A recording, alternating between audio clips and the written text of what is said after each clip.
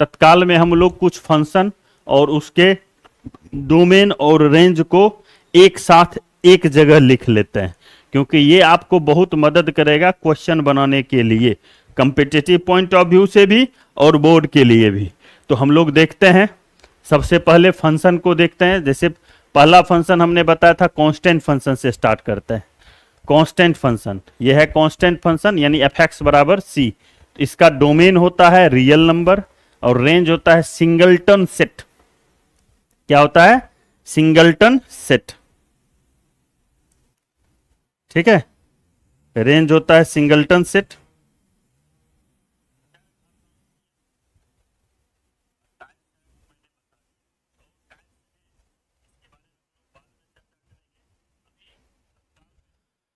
चलिए, constant function का हो गया रियल नंबर, डोमेन और रेंज हो गया, सॉरी सी यहां पर देना है, यहां होगा सी। इसके बाद अगर हम लेते हैं identity function f(x) equal to x, तो इसका डोमेन रियल नंबर, रेंज भी रियल नंबर। आइडेंटिटी फंक्शन के बाद हम लोगों ने पढ़ा था रेसिप्रोकल फंक्शन 1/x।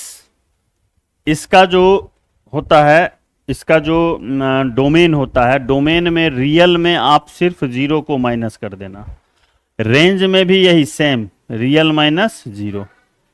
ठीक है, उसके बाद है x square, f(x) equal to x square, यानी स्क्वायर फंक्शन, वर्ग फलन। वर्ग फलन का डोमेन, डोमेन का हिंदी होता है प्रांत और रेंज का हिंदी होता है परिसर। ठीक है, प्रांत और परिसर।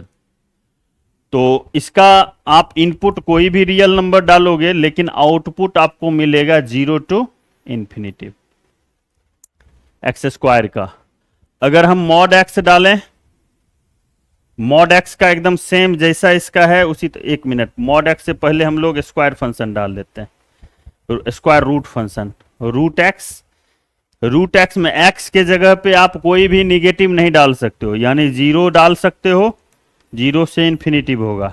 और जैसे ही 0 से इन्फिनिटिव यानी इनपुट पॉजिटिव होगा, तो इन पॉजिटिव का स्क्वायर रूट भी पॉजिटिव ही होता है, यानी ये भी होगा 0 से इन्फिनिटिव। डोमेन और रेंज दोनों इसका होगा 0 से इन्फिनिटिव। और अब हम लोग मॉडुलस फंक्शन पे आते हैं, जिसको एब्सोल्यूट वैल्यूड फंक्शन भी बोलते हैं, निरपेक्ष मान फलन। निरपेक्ष मान फलन और वर्ग फलन दोनों का डोमेन और रेंज दोनों सेम होता है। ठीक है, दोनों का डोमेन और रेंज सेम होगा।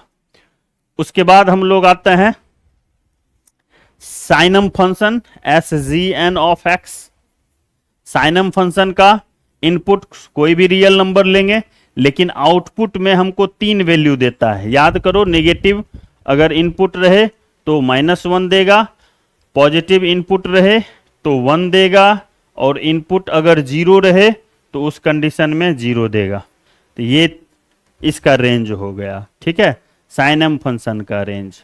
उसके बाद साइनम के बाद हम लोग आते हैं ग्रेटेस्ट इंटीजर फंक्शन।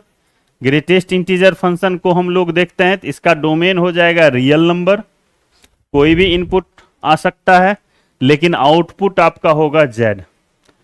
उसके बाद है fractional part function. Fractional part function का इनपुट होगा रियल नंबर और आउटपुट होगा 0 to 1। 1 भी नहीं लेना है, 0 या 0 से ज्यादा, लेकिन 1 से कम। फिर है ये लिस्ट इंटीजर फंक्शन, ये फ्लोर फंक्शन हुआ, ये सीलिंग फंक्शन हुआ। ये सारे फंक्शन के बारे में हम पहले ही चर्चा कर चुके हैं, आप लोग मेरा पिछले वाला वीडियो देख के समझ सकते हो। ये हो गया z। ठीक है ना। उसके बाद हम लोग ग्रेटेस्ट इंटीजर फंक्शन के बाद हम लोगों ने पढ़ा था, अभी पढ़ा था एक्सपोनेंशियल फंक्शन a⁴x। इनपुट कोई भी रियल नंबर और आउटपुट हमारा हो जाएगा 0 to इंफिनिटी, ये होगा। उसके बाद logarithmic function log x base a, इसका हो जाएगा उल्टा, ये इधर आ जाएगा 0 to इंफिनिटी और ये इधर चला जाएगा। होल एंड सोल 1 2 3 4 5 6 7, 7 5 12, 12 फंक्शन का हमने डोमेन और रेंज देख लिया। काफी है अगर इतना याद रखोगे तो। वैसे साइन फंक्शन मतलब ट्रिग्नोमेट्रिकल फंक्शन का भी डोमेन और रेंज होता है, उसे भी हम लोग एक बार देख लेंगे। पहले आप इसको बढ़िया से पॉज करके इसको उतार लीजिए, ठीक है ना। इसको पहले बढ़िया से उतार लीजिए, तब फिर हम साइन फंक्शन को देखते हैं।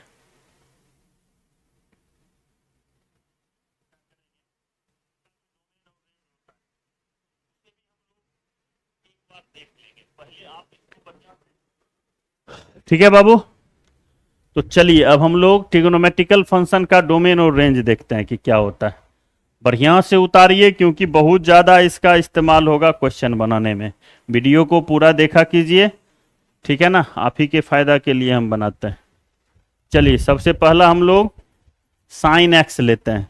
डोमेन में कोई भी रियल नंबर डाल दो, लेकिन रेंज इसका होगा -1 से 1। कॉस एक्स, इसका भी डोमेन कोई भी रियल नंबर, रेंज -1 से 1। फिर है 10x। अब यहां ध्यान देना, रियल नंबर तो होगा लेकिन वो सारे पॉइंट्स जहां पर कॉस 0 होता है वो आपको नहीं लेना है। तो कॉस कहां पर 0 होता है?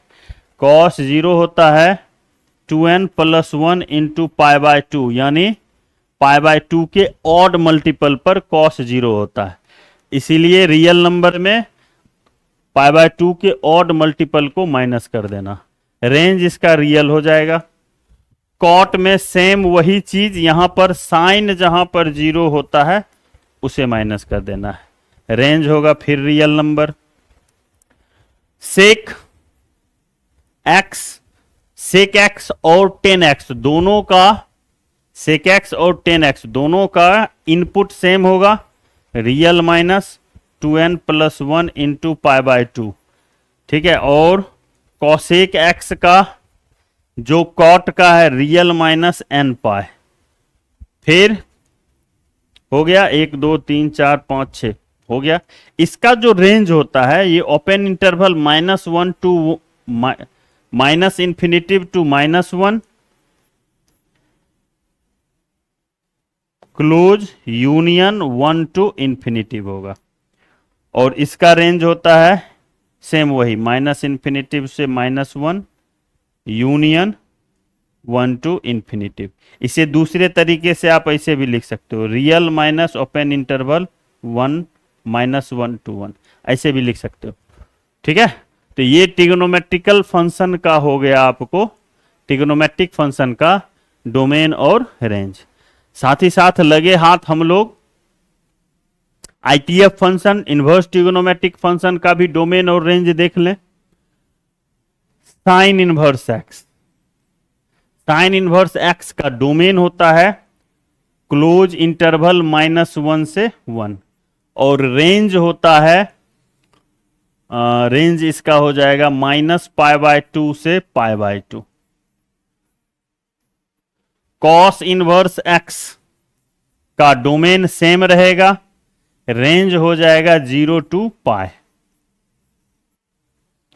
टेन इनवर्स एक्स का डोमेन हो जाएगा रियल नंबर, रेंज जो साइन का रेंज है वही होगा, बस एक चीज छोड़ के ये ओपन होगा, -π/2 से π/2, बिकॉज ऑफ π/2 पर 10 इन्फिनिटिव होता है। कॉट इनवर्स एक्स का सेम वही होगा जो कॉस का होगा, बस ओपन में होगा।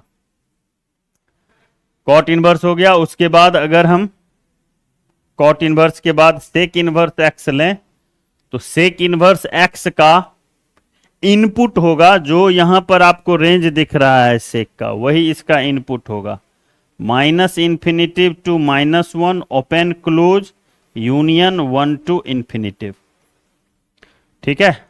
और रेंज वही होगा जो कॉस का रेंज होगा, बस एक चीज छोड़ देना है। क्या छोड़ देना है?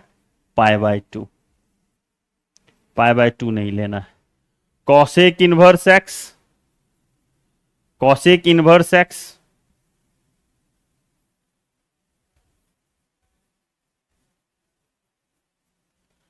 इसका भी यही सेम रहेगा, जो यहाँ लिखा हुआ है वही यहाँ लिख लेना है। और क्लोज इंटरवल -π/2 से π/2, जो साइन का रेंज है इसमें सिर्फ एक चीज माइनस हो जाएगा, 0। चलिए, हमने अभी आपको जितने भी फंक्शंस होते हैं, जितने भी फंक्शंस हैं, उन सारे फंक्शन का मैंने अभी आपको डोमेन और रेंज बता दिया है। ठीक है, इसको ठीक तरीके से अच्छे से उतार लीजिए। ठीक है।